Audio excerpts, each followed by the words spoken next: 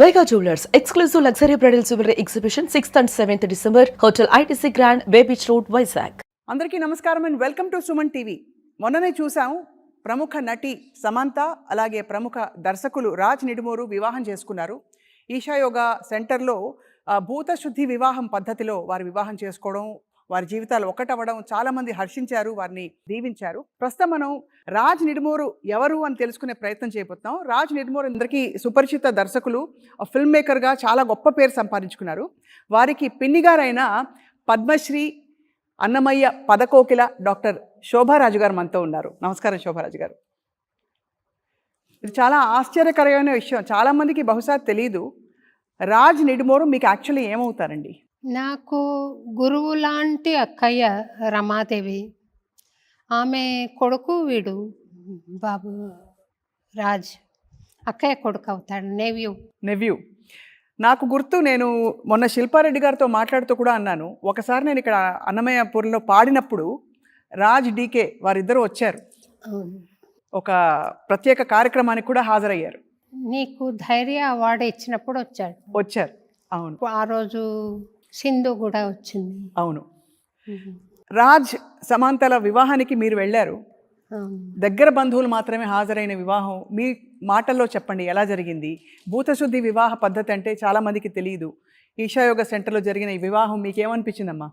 అది చాలా పాంపస్గా జరిగిన విషయం కాదమ్మా, కాకపోతే చాలా సెరైన్గా ఒక స్పిరిచువల్ అట్మాస్ఫియర్లో, డివైన్ అట్మాస్ఫియర్లో జరిగింది. నేను చాలా సంతోషపడ్డాను.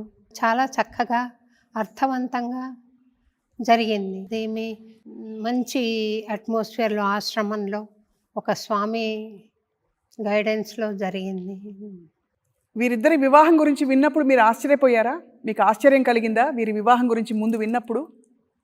నాకు ఏది ఆశ్చర్యం కలిగించని విషయం నీకు తెలుసు. అవును, తప్పకుండా రావాలి అని బాబు అక్క నాకు ఫోన్ చేసి పిలిచారు, నేను వెళ్ళాను. బాబు అంటే నాకు చాలా ఇష్టం. వాడు పసిపిల్లవాడుగా ఉన్నప్పుడే, నర్సరీలో ఉన్నప్పుడే ముద్దుగారే యశోద ఈ పాటలు నేర్చుకుని పాడేవాడు వాడు. తర్వాత మ్రోగింది వీణ అని సినిమా పాట ఒకటి ఉంది, అది వాడు నేను పాడగా విని వాడు నేర్చుకుని, వాడు చాలా చిన్న పిల్లవాడుగా కాలేజీలో పాడితే అందరూ, అంటే నర్సరీ స్కూల్ అనమాట, పాడితే వాళ్ళందరూ పెన్నమ్మ పేరు నిలబెట్టావు అని వాడిని కంగ్రాచులేట్ చేయడం, మా లెక్చరర్లు అందరూ నర్సరీ వాడిని.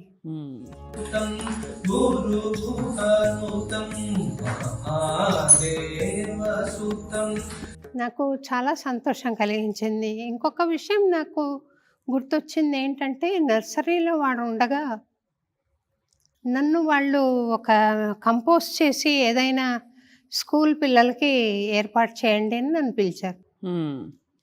నేను వస్తానని వాడికే తెలుసు, కానీ అందరినీ సెలక్షన్స్కి ముందర పెట్టి వాడు చివరిలో నిలబడ్డాడు.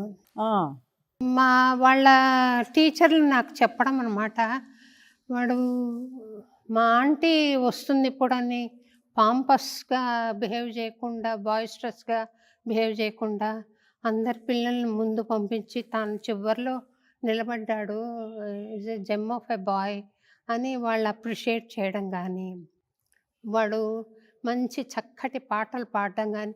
ఈ మధ్య ఇక్కడ టెంపుల్లో వచ్చి కూడా ముత్తుస్వామి దీక్షితర్ ఒక కీర్తన ఒకటి పాడాడు, మహాగణపతి మనసా స్మరామి. అయితే సంగీతం నేర్చుకున్నారన్నమాట? నేర్చుకున్నాను, పాడాడు. తర్వాత విద్యాప్రకాశానంద స్వామి కండక్ట్ చేసిన కాంపిటీషన్స్లో వాడి చెల్లికి ఇద్దరికి ప్రైజులు కూడా వచ్చాయి భగవద్గీత కాంపిటీషన్స్లో. మా రమక్క బావగారు ఇద్దరు స్పిరిచువల్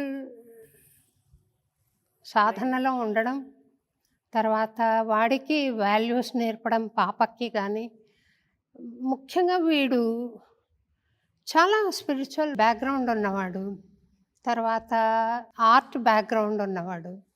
నేర్చుకోవడం కానీ పాడడం కానీ నాకు చాలా సంతోషం కలిగించేది వాడి గురించి.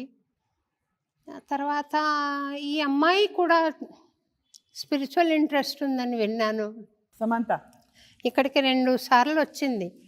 అప్పటికి ఇంకా ఇది ఫైనలైజ్ అవ్వాల. ఊరికే తను వచ్చింది. వచ్చి చాలా సన్నగా ఉంది. అమ్మాయి పక్కన కూర్చోవాలంటే నాకు సిగ్గేసింది. తర్వాత నేను అడిగాను, ఇలాగా సన్నగా అవ్వడం ఎలాగా అని అంటే, ఏవో ఎక్సర్సైజెస్ అవి చెప్తానంటే, నాకు భయం వేసింది. నేను చేయలేను తల్లి ఇవన్నీ అని అన్నాను. తను చాలా ఫుడ్డు విషయంలో చాలా డిసిప్లిన్డ్గా ఉంటుందని, ఉమ్. 3 నెలలకు ఒకసారి మన ఈషా ఆశ్రమానికి వెళ్ళి అక్కడ మౌనం పాటించి తను సాధన చేస్తుంది సివియర్గా అని అక్కడ వాళ్ళు చెప్తే విన్నాను నేను. మ్మ్హ్మ్. చాలా సంతోషం. క్రాస్ చెక్ చేశాను, అవునని తెలిసింది. నాకు చాలా సంతోషం అనిపించింది. అట్లా స్పిరిచువల్ ఓరియంటేషన్తో, స్పిరిచువల్ బ్యాక్గ్రౌండ్తో ఉన్న పిల్ల తనకు దొరకడం నాకు సంతోషంగా ఉంది. తన మార్గం కూడా అలాగే సాగుతుంది కదా అని ఒక ఆలోచన ఉంది. బాబు కూడా చాలా డిసిప్లిన్డ్గా ఫుడ్ కానీ, ఎక్సర్సైజ్ కానీ, మెడిటేషన్ కానీ అన్నీ కరెక్ట్గా చేసుకుంటూ ఉన్నాడు. ఈ అమ్మాయి దాన్ని ముందుకు తీసుకెళ్తుంది అని ఒక ఆశ. తప్పకుండా. పెళ్లి భోజనం ఏం తిన్నారమ్మా? ఏ భోజనం మనం రొటీన్గా తింటున్నది కాకుండా ఆయన ఆరోగ్యంగా, సద్గురు ఆరోగ్యంగా ఎట్లా తినాలి. ఫర్ ఇన్స్టెన్స్ ఆయన గెన్సుగడ్డ అంటాం మనం, ఏమంటారు, స్వీట్ పొటాటో, అవును. అది కట్ చేసి ఉడకబెట్టి ఒక ముక్క పెట్టారు భోజనంలో. ఉమ్. స్వీట్స్ పెట్టారు. స్వీట్స్ పెట్టినా అవి మనం షుగర్ ఎక్కి బాధపడేలాగా కాకుండా ఆరోగ్యంగా ఉండే విధంగా ఆయన ఖర్జూరాలు అవి వాడి చక్కగా పెట్టారు భోజనం. అది కారం ఎక్కువ లేకుండా, ఉమ్. మసాలాలు లేకుండా సాత్వికమైన భోజనం చాలా చక్కగా ఉండింది. మేమున్న ఈరోజు వెళ్ళాము, రేపు ఉన్నాము, అవతల నెక్స్ట్ డే ఉన్నాము, వచ్చేసేసాము మళ్ళీ. మ్మ్హ్మ్. క్లేశ నాశిని అని ఒక ప్రాసెస్ చేస్తారు, అది చేశారు. బాగుంది, చాలా చక్కగా ఉంది. ఉమ్. ఆశ్రమం ఏది ఆర్టిఫిషియల్గా లేదు. రూమ్లో కూడా ఎథనిక్ పాత పరిస్థితులు మనకు గుర్తు చేసేలాగా పేడతో గోడ అలికినట్టుగా పెట్టారనమాట. అంత ఆహా. చక్కగా ఉంది ఆ రూమ్స్ అవన్నీ. తర్వాత మంచినీళ్ళు తాగడానికి రాగి మగ్గు, ఉమ్.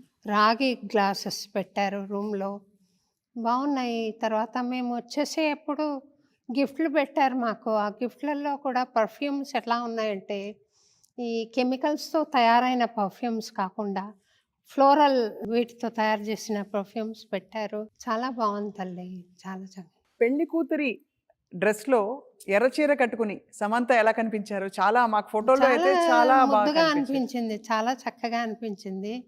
తర్వాత తను నడిచి వెళ్తుంటే చాలా చక్కగా అనిపించింది తల్లి.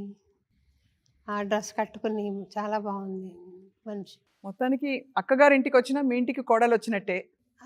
నేను యాక్చువల్గా మా అక్కయ్య వాడికి సంబంధించిన విషయాలు నాతో ఎక్కువ షేర్ చేసుకుంటుంది అక్క. ఉమ్. నాకు చాలా సంతోషం అనిపిస్తుంది. తెలియని ఒక ప్రగాఢమైన అనుబంధం వాడితోటి ఉంది నాకు. వాడు అందుకని ఇక్కడ డెడికేషన్ డే జరుగుతుంది మాకు. అవును. November students 30. పాడుతున్నారు. ఆ. నేను వస్తానని చెప్పాను, కానీ నువ్వు ఎలాగైనా రావాలి ఇక్కడికి, వాడి పెళ్ళి జరిగేటప్పుడు నువ్వు ఉండాలి అని అంటే నేను ఇది వదిలేసి వెళ్ళిపోయాను. ఎప్పుడూ లేనిది మీరు అంటే ఎప్పుడు డెడికేషన్ డే నవంబర్ 30 అంటే అమ్మ ఇక్కడ ఉంటారు.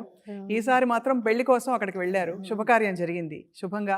అమ్మ మీ ఆశీస్సులు ఏంటి రాజ్ గారికి, సమంత గారికి?